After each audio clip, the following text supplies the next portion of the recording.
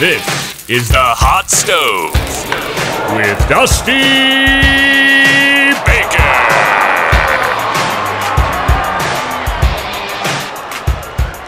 You are watching the Hot Stove Trade Deadline edition. For the Seattle Mariners, it has been a weird season to say the least. A lot of people didn't really expect much from this team, and man, they were the hottest team out of the month of April, and honestly, at that time, I expected them to be a potential playoff team with the way that they were playing.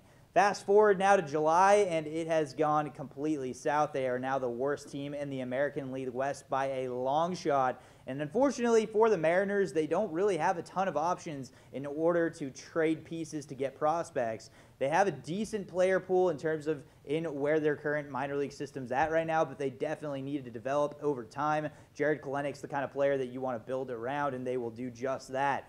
So what kind of pieces can they get? Well, they're going to have to dish off some of their decent names. Specifically, in my opinion, I think Domingo Santana is a name that should be thrown out there as a player that many teams should have some sort of interest in. Specifically, teams that need a DH, such as the Cleveland Indians. They make quite a bit of success. If you look at a team maybe down east, such as the Tampa Bay Rays, they could make some sense as well. But I think a team is going to show some interest in Santana. If, in fact, the Mariners decide it's time to put him on the trade block, I think they should. That's definitely a piece that should be out there.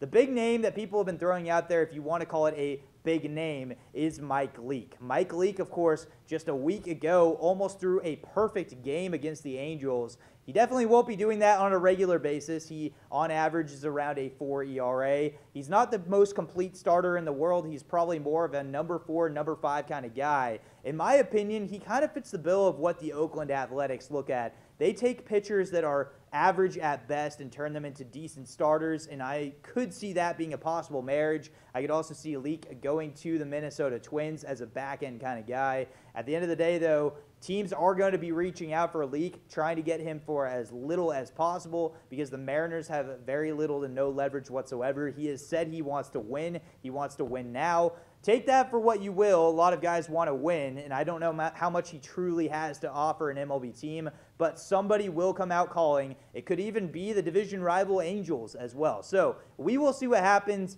Other players to keep in mind for the Seattle Mariners that could be on the move are Kyle Seager and Roenis Elias as well. Elias is the current closer, if you will, of the Mariners. This team has been so bad that they just have to completely rebuild at this time. The best thing that they can do is sell off as many pieces as possible that won't be helping them in the near future. And those 4 pieces, in my opinion, for the Mariners, they don't have a lot of future value, in my opinion. It's mostly current at best. The Mariners should at least act and sell 1 or 2 of these pieces. Leake especially should be on the move very soon. Let's say Leake ends up with the team that I predict, with the Oakland Athletics.